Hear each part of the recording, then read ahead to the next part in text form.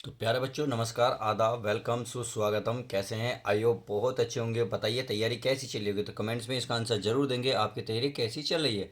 तो चलिए बिना किसी देरी करते हुए सवाल को समझ लेते हैं। जैसे कि आप थंबनेल में देख चुके हैं, आज हम किस टॉपिक पर कितने नंबर के सवालों को करने वाले हैं और इस वीडियो में कितने सवाल होंगे। तो उम्मीद है आप सब कुछ देख के यहीं आए होंगे। तो चलिए सीधा सीधा सवाल करते हैं बिना टाइम वेस्ट किए हुए, क्योंकि एग्ज़ाम बहुत करीब है। कहते हैं भाग्य के भरोसे रहोगे तो उम्र निकल जाएगी। आगे इसी साल मेहनत कर लो या अभी मेहनत कर लो तो ज़िंदगी संवर जाएगी। हमें ज़िंदगी अपने के साथ साथ अपने से आसपास जुड़े माहौल को और अपने खासकर पेरेंट्स की ज़िंदगी को अच्छे से बनानी है। तो चलिए शुरुआत करते हैं। ये लिखा हुआ है सिद्ध कीजिए कि एफ एक्स, ये कोई फंक्शन है। सिद्ध कीजिए कि एफ एक्स log एक्स बटे एक्स द्वारा प्रदत्त फलन, ये एक्स बराबर ई पर उच्चतम है। यानी कि हमें सिद्ध करना है कि एक्स बराबर ई पे जो आएगा ये उच्चतम आएगा। सही है। अब चलिए सिद्ध कर लेते हैं। तो पहले क्या कर लेते हैं, इसको मैं उतार लेता हूँ। ये है फंक्शन। तो रेड पेन ले लेता हूँ मैं अपना। कौन गया पेन, कौन गया? चलिए इसे ले लेता हूँ। ये फंक्शन उतार लेता हूँ, यानी कि एफ एक्स उतारूंगा। ये हो गया log एक्स बटे एक्स। सही है मेरे प्यारे बच्चों।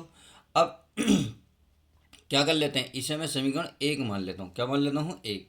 अब इसी का ही एक्स के सापेक्ष अवकलन करेंगे। तो यहाँ लिखेंगे एक्स के सापेक्ष अवकलन करने पर, अवकलन करने पर। तो चलिए अवकलन कर लेते हैं। जब अवकलन करेंगे तो ये हो जाएगा एफ डैश एक्स, यानी कि जब इसका एक्स के भाई डी बाई डी एक्स ना लिख कर हमने एफ डैश लिख दिया है। सही है। अब इसका जो फर्स्ट ये क्या होगा, अंश, और ये होगा हर। तो पहले ऊपर वाला नीचे वाला तो ऐसे ही रखा जाता है, ऊपर वाले का अवकलन है, अर्थात D upon d x into log x, फिर होता है माइनस, फिर ऊपर वाला ऐसे ही रहता है, नीचे वाले का अवकलन हो जाता है। बस इतनी बात समझ में रखना है। और बटे में क्या हो जाता है, नीचे वाले का स्क्वायर। इस तरीके से फर्स्ट सेकंड यानी कि अंश और हर का अवकलन हो जाएगा। तो ये हो जाएगा एफ डैश एक्स। अब देखिए ये तो एक्स ऐसे ही रहेगा। log एक्स का अवकलन क्या होता है, 1/x माइनस, ये हो जाएगा log एक्स, और एक्स क्या हो जाएगा प्यारे बच्चों, 1, और बटे में क्या हो जाएगा एक्स स्क्वायर। अब देखिए एक्स से एक्स कैंसिल, तो क्या बचा, यहाँ बचा 1 माइनस, ये बचा log एक्स की एक में गुणा करें log एक्स, और बटे में क्या आ रहा है आपका एक्स स्क्वायर। सही है प्यारे बच्चों, इतनी आई होप समझ गए होंगे कि इतनी तो उम्मीद है कि आपको क्वेश्चन समझ में इतना तो आ गया होगा। अब क्या करना है, इसी का पुनः कर लेते हैं अवकलन, यानी कि एक्स के सापेक्ष। तो यहाँ लिख लेता हूँ पुनः, पुनः जरूर लिखें, पुनः एक्स के सापेक्ष अवकलन करने पर, अवकलन करने पर। तो चलिए कर लेते हैं। अवकलन करेंगे तो इसका हो जाएगा एफ डबल डैश। क्या हो जाएगा प्यारे बच्चों, F double dash. Double dash का मतलब है हमने पुनः इसका अवकलन करा है। तो ये तो ऐसे ही रहेगा। देखिए अब इसका फिर करेंगे, यानी कि नीचे वाला ऐसे ही रहेगा, यानी कि एक्स स्क्वायर।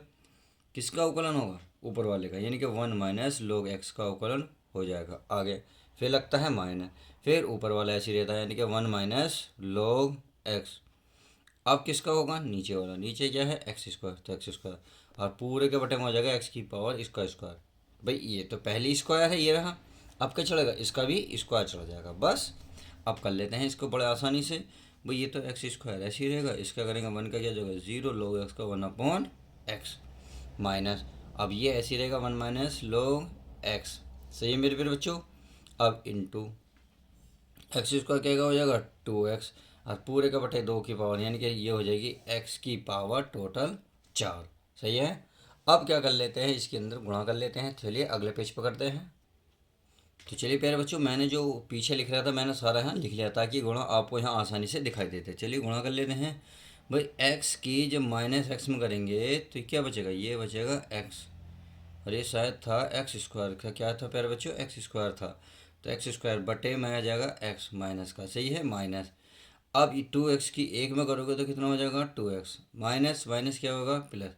तो इस 2x की log में करेंगे तो ये हो जाएगा 2x log x, और पूरे के बटे में क्या चल रहा है, x की पावर 4।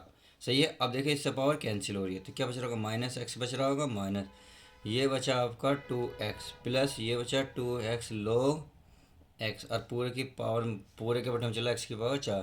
तो आपने देखा ये एक्स की पावर कितनी होगी भाई, सॉरी ये माइनस एक्स, ये 2x, तो माइनस का 3x प्लस क्या बचा 2x log एक्स और बटे में क्या एक्स की पावर 4।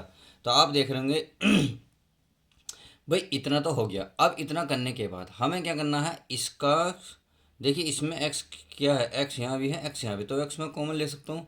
जब मैं एक्स कॉमन लूँगा तो यहाँ बचा 3 प्लस यहाँ बचा 2 लोग एक्स, सही है। और बटे में क्या चल रहा है एक्स की पावर 4, तो इससे पावर 1 कैंसिल, तो ये बचा एक्स, एक्स तो ख़त्म, यानी कि ये क्या बचा, ये क्या बचा, बचा बच्चा बच्चा प्यारो, ये बचा आपका, फिर पहले पॉजिटिव वाले ले रहा हूँ 2 लोग एक्स, और फिर -3 बाद वाला, बटे में क्या लगा एक्स की पावर 4, तो एक ख़त्म हो, कितनी बची 3। तो इस तरीके से इतना तो आ गया। अब क्या करना है उच्चतम के लिए इसे किसके, यानी कि जो समीकरण 1 मानी थी उसको किसके बराबर रखेंगे हम रखेंगे 0 के बराबर। तो यहाँ लिखेंगे उच्चतम या उच्चिष्ट, उच्चिष्ट कहना उच्चिष्ट मान के लिए, उच्चिष्ट मान के लिए अब जो फंक्शन है यानी कि एफ डैश तो था उसको रखेंगे 0 के बराबर, या फिर कहते समीकरण 1 को एफ डैश यानी कि समीकरण 1 से एफ डैश बराबर 0 रखने पर ऐसा कर सकते हो। तो समीकरण 1 क्या थी, यानी कि आपकी जो हमने सॉरी अवकलन करा था उसको क्या था 1 - log एक्स अपॉन क्या थी एक्स स्क्वायर बराबर 0। अब इसको उधर लेके जाओगे तो ये तो 0 बन जाएगी, 1 माइनस क्या बन जाएगा log एक्स बराबर 0। अब log एक्स को उधर ले जाऊँगा तो ये बन जाएगा प्लस की log एक्स, सही है। अब आपको पता है जब log को इधर लाएंगे तो क्या बन जाए, log को इधर लाते हैं तो ये बन जाएगा ई बन जाएगा, ई बन जाएगा यानी कि एक्स की पावर बन जाएगी ई, यानी सॉरी एक्स बराबर बनेगा ई। तो एक्स बराबर थे ई तो आ गया। अब वो कह रहा है इस के एक्स बराबर ई पर ये उच्चिष्ट है, सही है। अब हमें एक बार ये चेक करना पड़ेगा कि एक्स बराबर ई पर उच्चिष्ट है या नहीं है। तो एक्स बराबर ई जो आपका double dash F double dash वाला ये वाला है, इसको कि इसमें रखते हैं एक्स के स्थान पर क्या रखेंगे एक्स बराबर ई, पता चल जाएगा कि इस एक्स बराबर ई पर उच्चिष्ट है या नहीं है, क्योंकि सिद्ध करवा रहा है कि सिद्ध करना है। तो चलिए यहाँ लिख दूँगा एक्स बराबर ई, इसे समीकरण सेकंड मान लो, एक्स बराबर ई समीकरण सेकंड में रखने पर तो चलिए रख लेते हैं ये था एफ डबल डैश एक्स के स्थान पर क्या रखोगे ई बराबर, यहाँ कितना पैरा बच्चों ये रहा 2, ये है 2 लोग, यहाँ एक्स के स्थान पर ई -3 बटे ई की पावर, क्योंकि एक्स का मान रख दिया ई और ई की पावर होगी 3। तो देखिए 2 लोग ई का मान होता है 1 -3 बटे ई की पावर 3, तो 2 में से गए माइनस का 1 बटे ई की पावर 3, तो ये हो गया डबल डैश यानी कि डबल डैश ई। अब यह है माइनस, तो ये क्या उच्चिष्ट हुआ, और वो यही का सिद्ध करवा रहा था कि उच्चिष्ट है, चूँकि एफ डबल डैश ई उच्चिष्ट है, क्या उच्चिष्ट है, अतः तो ये लिख देंगे अतः दिया गया, अतः दिया गया प्यारे बच्चे लिख सकते हैं, अतः दिया गया फलन x बराबर ई पर उच्चतम होगा, क्या उच्चतम है या होगा, और यही लिख दोगे इति सिद्धम, क्या इति सिद्धम, और यही फाइनल आपका आंसर आ जाएगा। तो इस तरीके से आप जो सवाल को पूरी आसानी से कर सकते हैं। तो चलिए अब नेक्स्ट क्वेश्चन देख लेते हैं 5 नंबर का। तो चलिए प्यारे बच्चों क्वेश्चन आपके सामने रहा सेकंड इस वीडियो का। तो ये कह रहा एक वृत्त की त्रिज्या समान रूप से 3 सेंटीमीटर प्रति सेकंड की दर से बढ़ रही है, ज्ञात कीजिए कि वृत्त का क्षेत्रफल किस दर से बढ़ रहा है जब त्रिज्या 10 सेंटीमीटर। देखो इसने क्या क्या दिया पहले तो वो समझ लो, क्योंकि क्वेश्चन बहुत टफ है, बहुत ही लैंग्वेज टफ है, बट करना आसान है, बहुत ईजी है। इसकी लैंग्वेज समझ में आ गई तो क्वेश्चन पकड़ में आ जाएगा। कहते हैं ना थकान होनी चाहिए ना ही हार होनी चाहिए, जीत के लिए निकले हो तो बस जीत होनी चाहिए। इतनी शिद्दत इतनी मेहनत से मेहनत करो कि हार को भी शर्म आ जाए हार से। तो उम्मीद है लैंग्वेज मेरी अच्छे से समझ में आ गई, मैं क्या कहना चाहता हूँ इन पंक्ति में। तो इस क्वेश्चन को देखो, एक वृत्त की त्रिज्या समान रूप से, यानी कि त्रिज्या समान रूप से 3 सेंटीमीटर प्रति दर से बढ़ रही है, यानी कि ये बढ़ती जा रही है। किस देखिए यहाँ से पता चलता है कि हम क्या बूझ रहा है, ये बूझ रहा त्रिज्या यानी कि d/r बटे में क्या है समय यानी कि dt बराबर दे रखा 3 सेंटीमीटर प्रति सेकंड, सही है। अब इससे पता चल गया ना डी आर बटे डी टी की वैल्यू दे रही है 3 सेंटीमीटर दर से बढ़ रही है, यानी कि डिफरेंशियल हो रहा है हर सेकंड में इसमें त्रिज्या में समान रूप से बढ़ रहा है। आगे चलते हैं, ज्ञात कीजिए कि वृत्त का क्षेत्रफल किस दर से बढ़ रहा है। ये भी बढ़ रहा है यानी कि परिवर्तन हुआ, तो समय के सापेक्ष किसमें, क्षेत्रफल यानी कि डी ए। अब बढ़ेगा तो समय के सापेक्ष यानी कि डी टी, तो इसने ये बूझा है। आगे जब त्रिज्या आर हो यानी कि आर बराबर दे रखा 10 सेंटीमीटर, ये चीज़ें तो इसने दे रखी हैं ताकि हमें अब क्वेश्चन से थोड़ा सा समझ में आ गया होगा प्यारे बच्चों इसने बूझा क्या है। इसने डी आर बटे डी टी दे रखा था 3 सेंटीमीटर प्रति सेकंड। आगे दे था D A upon D T की वैल्यू बूझी थी और हमने निकाल लिया क्योंकि इसमें दे रखा था। तो अब इसको हल करने के लिए इसको मैं थोड़ा सा लिखना पड़ेगा आपको हिंदी। तो चलिए मैं हिंदी लिख लेता हूँ। तो लिखेंगे, देखिए माना माना कि टी समय, क्या, टी समय पर वृत्त की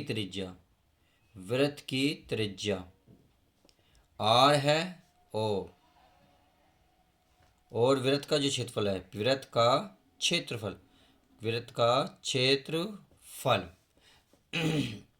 कैपिटल ए है। सही है, तो कैपिटल ए है क्योंकि कैपिटल ए क्षेत्रफल ही हो जाए तो कैपिटल ए। अब मान लेते हैं कि वृत्त का क्षेत्रफल क्या होता है, भाई आपको पता होना चाहिए। वृत्त का क्षेत्रफल प्यारे बच्चों क्या होता है, प्यारे बच्चों ये होता है कैपिटल क्षेत्रफल कहते हैं, ऐसे ही होता है पाई आर स्क्वायर। अब यहाँ क्या दे रखा टी, यहाँ क्या दे रखा टी, यानी कि जो नीचे होता है उसके सापेक्ष अवकलन होता है। तो यहाँ लिखेंगे टी के सापेक्ष अवकलन, क्योंकि यहाँ टी दे रखा है तो इसलिए टी के सापेक्ष करेंगे। तो टी के सापेक्ष अवकलन करने पर तो चलिए पहले बच्चों अवकलन कर लेते हैं। तो यहाँ होगा डी ए अपॉन किसके सापेक्ष कर रहे हैं, डी, तो यहाँ होगा डी टी बराबर ये हो जाएगा पाई। अब क्या है, ये घात आ जाएगी, पहले आने के आर का करेंगे 2r, अब आर का करेंगे क्योंकि अगर हम देखो यहाँ आर के सापेक्ष करते तो केवल आर आता, बट यहाँ करें टी के, तो जो ये है ये तो बन जाएगा डी आर। अब बट एक किसके सापेक्ष करें, टी, तो ये हो जाएगा डी टी बस। अब इसमें वैल्यू रख दें, ये हो जाएगा 2 पाई, आर का मान कितना दे रखा मेरे बच्चों 10, तो मैं 10 यहाँ रख लेता हूँ गुणा 2r बटे डी टी की वैल्यू कितनी दे रखी थी 3, कितनी दे रखी थी 3। अब क्या है ये आपका क्षेत्रफल, तो क्षेत्रफल का मात्रा हुआ सेंटीमीटर स्क्वायर बटे सेकंड। आई होप इतनी बात समझ में आ गई होगी। अब इसकी कर लेते हैं गुणा, 2 की करेंगे 20, 20 की हो जाएगी 60 पाई सेंटीमीटर स्क्वायर प्रति सेकंड। और फाइनली यही आपका आंसर आ गया। देखा कितना आसान था, बस पता नहीं था इसने दिया क्या है। अगर ये आपको पता चल जाए इसने दिया क्या है, बूझा क्या है, तो क्वेश्चन बहुत ईजी हो जाएगा। तो चलिए उम्मीद है क्वेश्चन तो बहुत अच्छे समझ आएगा। यदि समझ में आएगा तो प्लीज़ वीडियो को लाइक करना ना भूलें। तो देखते हैं नेक्स्ट क्वेश्चन हमारा क्या कहता है। तो ये रहा क्वेश्चन नंबर 3, यानी कि इस वीडियो का क्वेश्चन नंबर 3। तो क्वेश्चन नंबर 3 पढ़ने से पहले मैं आपको एक मोटिवेट दे देता हूँ, कर दिखाओ कुछ ऐसा कि दुनिया करना चाहे तुम्हारे जैसा। आपको जी हाँ सवाल ऐसा रिजल्ट इस तरीके से लाना है कि दुनिया आपकी मिसाल दे, आपकी तरह बनना चाहे। तो चलिए शुरुआत करते हैं इस क्वेश्चन की। ये कह रहा एफ एक्स जो है cos square x plus sine x comma, ये कह रहा एक्स जो जो मान आएंगे वो बिलोंग होने चाहिए 0 से पाई के बीच में, द्वारा प्रदत्त फलन f का निरपेक्ष उच्चतम तथा निम्नतम मान ज्ञात कीजिए। तो चलिए अच्छे से समझ में आ गया होगा क्वेश्चन की शुरुआत करते हैं। तो तो पहले इसको हम उतार लेते हैं। क्या उतार रहे हैं, यानी कि फंक्शन एफ एक्स बराबर ये है आपका कोस square x plus sine square x. सही है। अब आप क्या लिखेंगे, ये लिखेंगे एक्स के सापेक्ष अवकलन करने पर। तो चलिए मैं लिख देता हूँ यहाँ एक्स के सापेक्ष अवकलन करने पर तो चलिए कर लेते हैं। जब इसका हम अवकलन करेंगे देखो एफ डैश हो जाएगा। अब कोस स्क्वायर का क्या होगा, पहले कोस स्क्वायर का पहले घात उतरेगी, भाई ये उतरेगी घात, सॉरी इसमें स्क्वायर नहीं है क्योंकि यहाँ नहीं है। कोस स्क्वायर का पहले होगा 2 कोस एक्स हो जाएगा। प्यारे बच्चों समझ में आया। अब कोस का क्या होगा, कोस का होगा माइनस के साइन, क्या होगा माइनस के साइन एक्स, प्लस साइन का क्या हो जाएगा कोस एक्स। तो इस तरीके से हमने क्या करा, अवकलन कर लिया। अब माइनस बाहर निकाल लो तो इसे क्रम से लिख लो 2 sine x into cos x plus क्या बन जाएगा कोस एक्स। आई होप इतनी बात समझ में आ गई होगी। अब करना क्या है, हमें उच्चतम और न्यूनतम के लिए, यानी कि इसमें क्या बोझा उच्चतम और न्यूनतम के लिए, तो पहले चलिए उच्चतम लिख लेते हैं। क्या उच्चतम के लिए, तो लिख लूँगा मैं उच्चतम के लिए क्या करते हैं, एफ डबल डैश को किसके बराबर रखते हैं हम 0 के, तो एफ डैश के बराबर। यानी कि सिंगल डैश एफ एक्स बराबर होगा 0, यानी कि एफ डैश एक्स बराबर 0। तो इसकी वैल्यू आपके सामने ये रही -k2 sine x into cos x plus cos x बराबर क्या 0। अब देखो यहाँ से दो दो वैल्यू निकलेंगी एक्स की। क्या एक तो होगा कि अगर कोस को, चलिए पहले मैं अलग अलग निकाल देता हूँ ताकि आपको समझ में आ जाए। कोस को उधर लेके जाओ तो हो जाएगा -2 sine x into cos x. इसको तो ले जाओगे तो माइनस का क्या बचा कोस एक्स। अब इस कोस को गुणा किसी भाग में ले जाओगे तो इसका मतलब ये कैंसिल हो जाएगा, तो ये बचेगा -2 साइन एक्स बराबर -1। माइनस से माइनस खत्म हो जाएगा तो साइन एक्स बराबर 1 बटे कितना बन जाएगा 2, क्योंकि माइनस से माइनस खत्म, 2 भाग में ले जाओ। अब यहाँ है साइन। अब साइन में ये पता करिए साइन में किसकी वैल्यू होती है। साइन एक्स बराबर साइन होती है 30 का मान, तो साइन 30 को क्या लिख सकते हो, साइन π/6 लिख सकते हो। तो इससे ये खत्म, तो x का मान आ गया π/6। तो एक मान तो ये निकल गया, क्योंकि ये कह रहा है जो x का मान होना चाहिए 0 और पाई के बीच में। 0 तो ही, पाई का मान होता है 180, यानी कि 0 और 180 के बीच मान होना चाहिए। अब देखो पाई का 180 जब 6 से भाग दोगे कितना आएगा 30, यानी कि 30 जो है 0 और 180 के बीच में हो गया। अब एक मान तो ये निकलेगा। अब एक मान वो निकाला जा सकता है यहाँ से, कैसे देखो भाई, अगर प्यारे बच्चों में अगर यहाँ से कोस कॉमन ले लूँ, कोस का भी तो निकाला जा सकता है। देखिए कोस एक्स कॉमन लूँगा तो ये बचेगा -2 साइन एक्स, कोस तो बाहर गया, क्या बचा प्लस का 1, सही है, बराबर 0। अब ये गुणा की चीज़ जैसे ही भाग में ले जाओगे 0 के तो सब कुछ क्या बन जाएगा 0, केवल क्या बचेगा कोस एक्स। तो कोस एक्स बराबर 0। कोस में कितने का मान हो ये बताओ। कोस में ये होता है कोस π/2, यानी कि 90 π/2। इससे ये खत्म, तो x का मान कितना है π/2। अब आप देखो x इस ये वैल्यू इसमें सेटिफाई कर रही है नहीं कर रही, कर रही है, क्योंकि ये π/2 का मतलब है कोस भाई, एक पाई का मान 180, 180 को जो 2 से भाग दोगे तो कितना का 90 है। तो 0 और 90 180 के बीच में 90 आता नहीं आता, 90 जो है 0 और 180 के बीच में उपस्थित होता है। तो इस तरीके से दोनों वैल्यू बिल्कुल सेट हैं। अब हमें इस पे ही निकालना है कि निरपेक्ष जो है निरपेक्ष उच्चतम और निम्नतम मान के लिए चेक कर लेते हैं, यानी कि जरा निरपेक्ष उच्चतम और निम्नतम मान ज्ञात करें। तो चलिए इसको अब नेक्स्ट पेज पर करते हैं। तो चलिए पहले बच्चों मैंने लिख लिया निरपेक्ष उच्चतम और निम्नतम मान के लिए। तो जो x बराबर पहली वैल्यू क्या निकली थी हमारी, निकली थी π/6। तो इस पर ही चेक करेंगे हम, यानी कि f/x π/6 पर। तो हमारा क्या था, हमारा था कोस स्क्वायर एक्स, एक्स के स्थान पर क्या रखेंगे π/6, क्या रखेंगे π/6 प्लस था साइन एक्स, और एक्स के स्थान पर क्या रखेंगे π/6। बस इसकी वैल्यू रखते चले जाओ। π/6 का मतलब है साइन 30 का सॉरी कोस 30 का मान होता है √3/2, वर्ग है तो वर्ग, प्लस साइन π/6 का मतलब साइन 30 का मान होता है 1/2। तो हमने रख लिया। अब ये हो जाएगा √3, भाई रूट से रूट कर जाएगा 3, 2 का वर्ग हो जाएगा 4 प्लस 1/2। अगर मैं 2 के ऊपर नीचे गुणा कर लूँ इससे क्या होगा, एलसीएम नीचे का हमारा सेम हो जाएगा, था 3/4 प्लस ये हो जाएगा 2 एकम 2, 2 दूनी 4, तो नीचे का सेम हो गया। तो ये हो गया 3 और 2 5/4, 4 से देखिए 5/4। अब हमें यहाँ पता नहीं चल रहा है ये क्या है। अगर मैं 4 से भाग दूंगा तो 4 से चलिए भाग दे देता हूँ, 4 एकम 4 बचाए 1, पॉइंट लगाएंगे 0, 4 दूनी 8 बचा 2, 4 पंजे 20। तो इस तरीके से क्या हुआ, या 1.25, सही है, पूरा पूरा आ गया।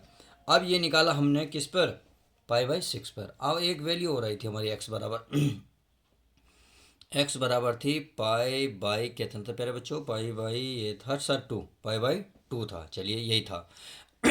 अब इस पर हम निकाल लेते हैं, यानी कि अब x के स्थान पर अब रखा π/6, अब क्या रखोगे π/2। तो चलिए रख लेते हैं। तो फंक्शन था π/2, बिल्कुल सेम यही रखा जाएगा। कोस यह है आपका कोस स्क्वायर π/2 प्लस यहाँ है साइन, यहाँ रखा जाएगा π/2। तो इस तरीके से हम वैल्यू रख लेते हैं। कोस 90, और कोस 90 का मान क्या होता है, कोस 90 का मान होता है 0 प्लस साइन π/2 का मान होता है 1, और 0 का वर्ग हो कुछ 0, यानी कि आ गया 1। तो आप देखो निम्नतम उच्चतम कैसे पता चलेगा, भाई ये 1 से बड़ा है तो ये तो हुआ उच्चतम, और ये हुआ छोटा 1 से छोटा, ये हमारा इससे छोटा ये हुआ निम्नतम। तो आप यहाँ लिख सकते हो, क्या लिखोगे, बिल्कुल शुद्ध हिंदी तरीके में लिखना है। यहाँ लिख सकते हो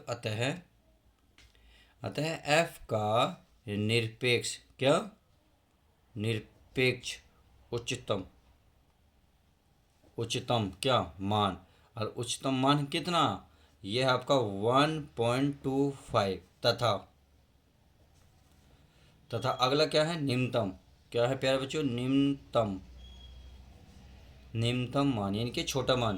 भाई ये तो बड़ा था, ये छोटा था, तो निम्नतम मान कितना है प्यारे बच्चों, यह हमारा 1 होगा। आप ऐसे लिख देना, आपके पूरे 100 to 100% नंबर दे के जाएगा। 100 का परसेंट का मतलब है, कभी कभी ये चीज़ होती है कि 100 नंबर मिलेंगे, नहीं प्यारे बच्चों, जितने नंबर का सवाल मिलेगा आपको, 5 मिलो या 8 नंबर का, तो पूरे पूरे 100% नंबर इसको देकर आपको जाना ही पड़ेगा। तो चलिए क्वेश्चन नंबर हमने इस तरीके से कर लिया। अब नेक्स्ट क्वेश्चन देखते हैं क्या कहता है। तो चलिए प्यारे बच्चों, क्वेश्चन नंबर देखते हैं नेक्स्ट हमारा इसमें वीडियो में क्या कहता है। क्वेश्चन नंबर ये 4 है, क्योंकि हम 3 को कंप्लीट कर चुके हैं। तो क्वेश्चन नंबर 4 ये कह रहा है, देखिए कहते हैं ना जो कहते हैं ना, पहले क्या कहते हैं यार, कुछ कहते हैं, भाग्य के भरोसे रहोगे तो उम्र निकल जाएगी, मेहनत करोगे तो ज़िंदगी संवर जाएगी। और ये एक बात और, मेहनत करना बहुत ज़रूरी है दोस्तों। अगर मेहनत करोगे तो मेहनत एक ऐसा रथ है जो हमें उस महल तक पहुंचाती है जिसे हम कामयाबी कहते हैं। तो हमें कामयाब बनना है, अर्थात हमें निरंतर मेहनत करनी है, और मेहनत ही एक ऐसा रथ है जो हमें अपने मंजिल तक आराम से पहुंचा सकती है। तो हमें मंजिल पे पहुंचना है, और जिसे कहते हैं हम कामयाबी। तो चलिए क्वेश्चन की शुरुआत करते हैं। अगर अंतराल ज्ञात करो, यानी कि एक अंतराल ज्ञात करना है जिन पर एफ एक्स दे रखा 4 sine x minus 2x minus x cos x बटे है 1 plus cos x, 2 plus cos x से प्रदत्त फलन एफ। तो इसमें दो कंडीशन दे रखी, निरंतर वर्धमान और निरंतर ह्रासमान है, यानी कि दोनों का अंतराल हमें ज्ञात करना है, वर्धमान का भी और ह्रासमान का भी। तो चलिए हल कर लेते हैं इसको। पहले मैं उस सवाल को उतार लेता हूँ। क्या दे रखा है, इन्हें दे रखा है एफ एक्स, क्या दे रखा है एफ एक्स, ये है 4 साइन एक्स माइनस ये है 2x minus x cos x, और पूरे के बटे में है 2 प्लस कोस एक्स। सही है प्यारे बच्चों। अब करना कुछ नहीं है, करना तो यही है कि इसमें से यदि मैं देखिए x कॉमन ले लूँ, ऊपर कॉमन दिख रहा, बिल्कुल दिख रहा है, तो ऊपर का ये तो ऐसे ही रहेगा 4 साइन एक्स, माइनस का मैंने कोस कोस ये लिया x कॉमन, तो यहाँ बचा 2, और माइनस माइनस हो गया प्लस, ये बचा कोस एक्स। सही है प्यारे बच्चों, ये नीचे की चीज़ पद ऐसी रहेगा 2 प्लस कोस एक्स। पता नहीं अक्षर क्यों उल्टे सीधे बोले, रात शादी में था इसलिए थोड़ा सा नींद में हूँ, बट करूँगा मैं अच्छे से सवाल को। अब देखिए ये तो ऐसे रहेगा। अब आप ऐसे करें, 2 प्लस कोस एक्स को इसके नीचे भी लिखें और इसको इसके नीचे, इससे क्या होगा, ये कैंसिल हो जाएगा। तो मैं लिख रहा हूँ 4 साइन एक्स और पूरे के बटे में 2 प्लस कोस एक्स माइनस, अब इसको लिख लो 2 प्लस कोस एक्स और बटे में लिख लो 2 प्लस कोस एक्स। तो इससे क्या होगा प्यारे बच्चों, ये कैंसिल हो रहा है, जो बचा उसे लिख लेते हैं। ये बचा 4 साइन एक्स माइनस एक्स, और इसके बटे में बच रहा है आपका 2 plus cos x. I hope इतनी बात समझ में आ गई होगी। तो चलिए उम्मीद है समझ में आ गई। अब क्या कर लेते हैं, इसका जब एलसीएम लेंगे तो 2 प्लस कोस एक्स की एक में मल्टीप्लाई होगी, सॉरी एक्स में होगी, एक्स में होगी तो 2 हो जाएगा 2x और ये बचेगा एक्स कोस एक्स। तो गुणा कर लेते हैं, तो चलिए कर लेते हैं। देखिए बच्चों, अगर गुणा करोगे तो सवाल मुझे लग रहा है थोड़ा बड़ा बनेगा। क्यों? क्योंकि ये 2 प्लस कोस एक्स में तो ये फर्स्ट सेकंड बन जाएगा, फिर अंश और हर का बन जाएगा। अब क्या होगा, यहीं अंश और हर में ये सीधा सीधा आंसर निकल जाएगा। तो क्यों ना मैं इसको सीधा पहले यहीं कर लूँ थोड़ा सा। तो चलिए नेक्स्ट पेज पर करते हैं, इसका सीधा सीधा अवकलन करते हैं। तो चलिए कर लेते हैं सीधे, मैंने सवाल को उतार लिया है, तो इसका क्या करेंगे, अवकलन। ये तो अंश और हर से होगा, ये सीधा सीधा हमारा हो जाएगा। तो ये लिख लें एफ डैश बराबर, तो अंश और हर का मतलब है पहले वो नीचे वाला पद ऐसे ही रखा जाएगा। कहने का मतलब है जो जो नीचे क्या है 2 प्लस कोस एक्स ऐसे ही रखा रहेगा, बटे किसका अवकलन करेंगे, अवकलन करेंगे ऊपर वाले का, यानी कि 4 साइन एक्स का। सही है। फिर लगाते हैं माइनस, फिर हम ऊपर वाला ऐसे रखते हैं, ऊपर क्या है 4 साइन एक्स, यानी कि 4 साइन एक्स। अब d y upon d x, अब किसका अवकलन करेंगे, नीचे वाले का, यानी कि 2 प्लस कोस एक्स। इतनी बात समझ में आ गई। अब इसका करेंगे, ये क्योंकि अलग है तो अलग ही करेंगे, D upon d x into x. I hope इतनी बात तो आप समझ में गए होंगे। अब पूरे के बटे में क्या लिखते हैं भाई, पूरे के बटे में इसका स्क्वायर भी तो करते हैं, 2 प्लस कोस एक्स का स्क्वायर। इतनी बात समझ में आ गई हो। तो चलिए कर लेते हैं, थोड़ा सा अवकलन है भाई, 2 प्लस कोस एक्स। अब करना क्या है, ये भाई देखो 4 तो बाहर आ जाएगा, और साइन का क्या हो जाएगा, कोस एक्स, क्या हो जाएगा, कोस एक्स। सही है। अब आगे चलते हैं। आगे है आपका -4 sin x। अब इसका करोगे तो 2 का क्या बन जाएगा प्यारे बच्चों, 0। कोस का करोगे माइनस का sin x हो जाएगा। अब ये जो बच रहा है ये तो आपका ऐसे ही चलता रहेगा, यानी कि ये है 2 प्लस कोस एक्स का स्क्वायर माइनस एक्स क्या हो जाएगा 1। इतनी बात समझ में आ गई होगी। अब इसकी हम गुणा कर लेते हैं। गुणा क्यों कर रहा हूँ, देखिए थोड़ा सा सवाल आसान बनेगा। 4 कोस एक्स की 2 में करोगे तो 2 चौक 8, और क्या बन जाएगा कोस एक्स, सही है। अब इसकी इसमें कर लो तो ये बनेगा 4 कोस, कोस कोस हो जाएगा कोस स्क्वायर एक्स। अब इसमें कर लो माइनस माइनस क्या होगा प्लस, तो ये बनेगा 4 sin स्क्वायर एक्स, और पूरे के बटे में बन जाएगा 2 प्लस कोस एक्स का स्क्वायर माइनस क्या हो जाएगा 1। अब देख रहे होंगे इस प्यारे बच्चों इतने में यहाँ आपको 4 और 4 कॉमन नज़र आ रहा होगा, तो चलिए कॉमन ले लेता हूँ, और बाकी तो ऐसे ही रहेगा 8 कोस एक्स प्लस 4 कॉमन लूँगा तो ये बन जाएगा कोस square x plus sine square x बटे, ये तो हमारा ऐसे रहेगा 2 प्लस कोस एक्स का स्क्वायर। अब माइनस का क्या हो गया 1। अब देख रहे होंगे ये कितना होता है प्यारे बच्चों 1, क्योंकि कोस square x plus sine square होता है 1, तो 1 की 4 में गुणा के कितना आएगा 4 ही आएगा। तो मैं लिखूँगा 8 कोस एक्स प्लस 4, सही है। यहाँ 2 प्लस कोस एक्स का स्क्वायर और माइनस का 1।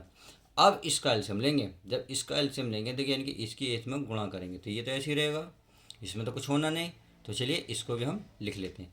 देखो 8 कोस एक्स-4 माइनस एक किस में गुणा करेंगे तो ये होगा 2 प्लस कोस एक्स का स्क्वायर, और पूरे के बटे में आ जाएगा हमारा 2 प्लस कोस एक्स का स्क्वायर। अब क्या होगा, ये सवाल थोड़ा सा आसान बन गया है, तो चलिए मैं आपको थोड़ी सी गुणा यहीं कर देता हूँ ताकि आपको गुणा देख करने में दिक्कत ना हो। देखिए यहाँ वर्ग है तो इसका मतलब फॉर्मूला खुलेगा तो ये तो ऐसे ही रहेगा। थोड़ा सा मैं यहाँ को कर लेता हूँ, फिर नेक्स्ट पेज पर करेंगे ताकि बस गुणा देखा नहीं आपको। ये तो ऐसे रहेगा 8 कोस एक्स-4, ये माइनस, अब इसका फॉर्मूला करो, 2 का क्या होगा 4, कोस का क्या होगा कोस स्क्वायर एक्स, भाई A square plus B square formula कर लूँ, ये हो जाएगा 2 दूनी 4 कोस एक्स, सही है। बटे में क्या चल रहा है, बटे में तो ये चल ही रहा है 2 प्लस कोस एक्स का स्क्वायर। अब इसको चलिए ये तो ऐसे ही रहेगा 8 कोस एक्स माइनस के 4, ये माइनस का था, ये माइनस का था, प्लस का था प्यारे बच्चों, प्लस का था, आपने बताया नहीं किसी ने, ये प्लस का था तो ये प्लस का, ये हो जाएगा माइनस का 4, ये हो जाएगा plus minus minus cos square x, ये हो जाएगा माइनस का 4 कोस एक्स, सही है। और बटे में क्या चल रहा है, बटे में आपका ये चल ही रहा है 2 प्लस कोस एक्स का स्क्वायर, तो आपने देखा ये प्लस ही माइनस कैंसिल हो गया, सही है। अब आप देखेंगे, देखिए 8 कोस एक्स में से -4 कोस एक्स गए, कितने बचेंगे, ये बचेंगे 4 कोस एक्स, सही है। अब ये बचा माइनस के कोस स्क्वायर एक्स, और पूरे के बटे में चल ही रहा है ये कि 2 प्लस कोस एक्स का स्क्वायर। इतनी बात तो समझ में आ गई होगी। अब करते हैं नेक्स्ट पेज पे, क्योंकि अब ये इतना समझ में आ गया होगा। क्या चल रहा था, एफ एक्स चल रहा था। तो देखिए बच्चों एक बात और देखेंगे आप यहाँ पे, यहाँ आपको cos x minus cos square है, तो यहाँ से कोस कॉमन हो सकता है। जब मैं कोस कॉमन लूँगा तो क्या बचेगा 4, क्या बचेगा 4 माइनस का यहाँ बचेगा कोस एक्स, सही है। और बटे में ये ऐसे ही चलेगा। तो चलिए आगे हम सीधे सीधे कॉमन ले लेते हैं। तो चलिए पहले बच्चों अब हमने क्या लिया, कॉमन ले लिया, तो यानी कि कोस एक्स बाहर लिया तो यहाँ बचा 4 माइनस कोस एक्स बटे में 2 प्लस कोस स्क्वायर एक्स। अब यहाँ से आ गया कोस की वैल्यू। अब कह रहा हो अंतराल ज्ञात करो, देखिए हमें कुछ जानकारी होनी चाहिए, तो हम लिखते हैं हम जानते हैं, हम जानते हैं। देखिए कोस की जो वैल्यू होती है -1 से बड़ी होती है, और कोस एक्स और 1 से हमारी छोटी होती है, यानी कि -1 भी होती है और +1, बट -1 से बड़ी और कोस एक्स से छोटी, क्योंकि इसमें आता है, सही है।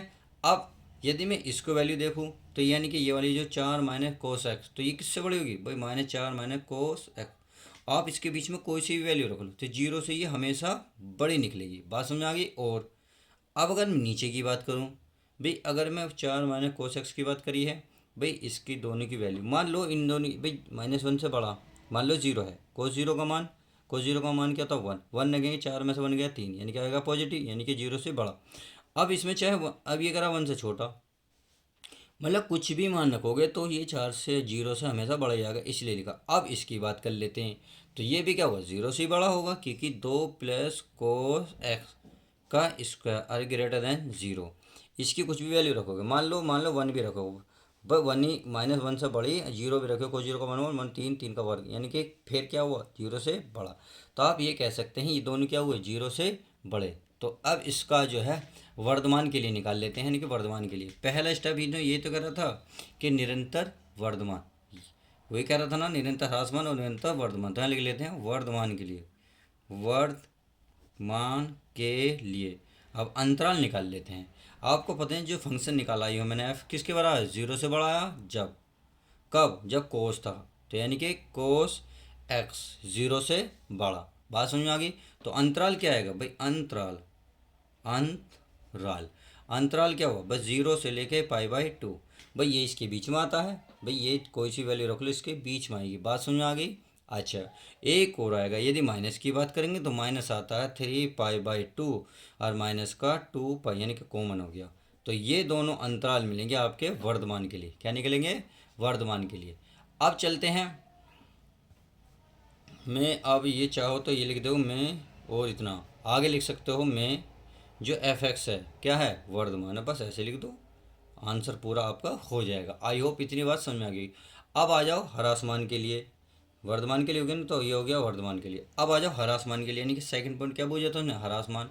तो लिखता हूँ मैं हरासमान, हरासमान के लिए। तो हरासमान के लिए जो फंक्शन है ये क्या माना था हमने, 0 के, भाई एक एक था हमारा, मैं -1 से बड़ा और +1 से बड़ा, तो 0 भी आएगी, यानी कि माइनस भी जाएंगे। तो इसका मतलब हुआ जो फंक्शन होगा 0 से भी छोटा हो जाएगा। और जब कब कंडीशन होगी, जब कोस ही लिया होगा, क्योंकि हमने तो कोस ही लिया ना, तो इसलिए 0 से छोटा। और वो कौन सा अंतराल निकलेगा बताओ, अंतराल, अंतराल हो जाएगा आपका π/2 से 3π/2। बस यही फाइनल हो जाएगा। लिख दो मैं, जो एफ एक्स है हरासमान है, क्या हरासमान है। और यही इसने फाइनल आंसर बूझा है, क्योंकि उसने यही कहा था कि अंतराल बताइए। हमने वर्धमान में भी अंतराल निकाले और हरासमान में भी अंतराल निकाले। तो चलिए, वीडियो आपको अच्छी लगी होगी तो प्लीज़ लाइक करें, दोस्तों में ज़्यादा शेयर करें। चलिए मिलते हैं नेक्स्ट किसी और मज़ेदार वीडियो के साथ। कहते हैं ना, जो खोया हो उससे बेहतरीन पाएंगे, जो खोया हो उससे बेहतरीन पाएंगे। सब रख मेरे दोस्त, दिन मेरे भी आएंगे। अपने दिन लाने हैं, मेहनत करनी है। मिलते हैं नेक्स्ट वीडियो के साथ।